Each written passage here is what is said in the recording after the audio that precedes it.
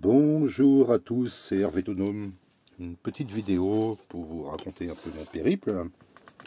Et donc, je suis descendu, effectivement, j'ai traversé du nord au sud de la France et le nord-ouest de l'Espagne pour arriver au Portugal.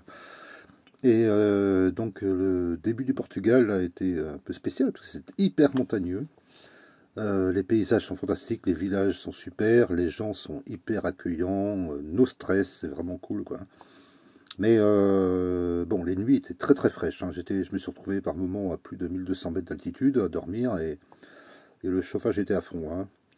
Voilà, donc je me suis empressé un peu de descendre un petit peu, de passer ce gros plateau rocheux là qu'on voit, qui s'appelle la cordillère ibérique en fait. Et passer ce cap, en fait, la végétation a complètement changé. Puisqu'avant, j'avais surtout une majorité de plantations d'oliviers, voilà, comme clémentine, mandarine, orange, citronnier, tout ça. Mais surtout olivier, quoi. Et là, depuis que je suis descendu de ces hauts plateaux, en fait, je me suis retrouvé à voir sur le bord des routes du chêne-liège et beaucoup d'eucalyptus, quoi. Vraiment des forêts d'eucalyptus à fond. Et c'est magnifique quand on se promène dedans, quand on randonne à l'intérieur de ces forêts d'eucalyptus. On sent l'eucalyptus après quand on se frotte aux feuilles, c'est vraiment superbe. Et ce qui m'inquiétait un peu, c'était comment ils font pour récolter, en fait, pour prélever l'écorce de ce fameux chêne-liège. Donc je me suis arrêté sur plusieurs endroits et j'ai regardé. Donc là, on est sur une plantation, en fait, c'est des jeunes arbres, hein. Donc ils prélèvent jusqu'à 1 mètre, 2 mètres de haut maximum. Mais on voit déjà, au bout d'un moment, l'écorce qui repousse, quoi, hein.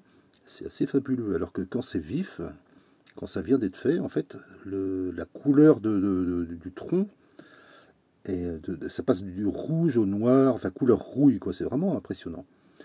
Là, on voit que déjà ça repousse, on voit l'épaisseur de l'écorce, qu'en fait, hein, ça peut être beaucoup plus gros encore, hein. C'est vraiment impressionnant. Donc, je me suis arrêté sur plusieurs spots pour regarder comment il faisait. Là, je m'étais garé au bord de la route. Je cherchais justement une aire de camping-car où on puisse avoir une bonne Wi-Fi. Ce qui est le cas. Puis en plus, comme il y a vraiment beaucoup de vent, je suis bien où je suis là. Là, on voit une autre évolution d'écorce, de repoussée d'écorce. Et après chaque prélèvement, en fait, il marque les arbres. Tous les arbres qui ont été prélevés sont marqués comme ça. Alors, je ne sais pas ce que ça signifie, mais je pense que chaque exploitant a ses repères. Puisque apparemment, c'est tous les 10 ans, d'après ce que j'ai compris, qu'ils reviennent reprélever l'écorce, quoi. Donc c'est vraiment un paysage, vous voyez, c'est très caillouteux. Et il y a des endroits là où les arbres sont beaucoup plus âgés. Et c'est vraiment... ils sont un peu tortueux, ces chênes. C'est pas du tout les feuilles du chêne vert, hein. Et c'est vraiment...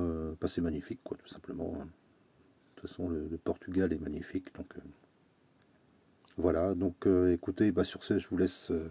admirer ces quelques petites images, et puis je vous dis à très très bientôt, et j'essaierai de vous faire une autre petite vidéo très bientôt. Allez, Kenavo!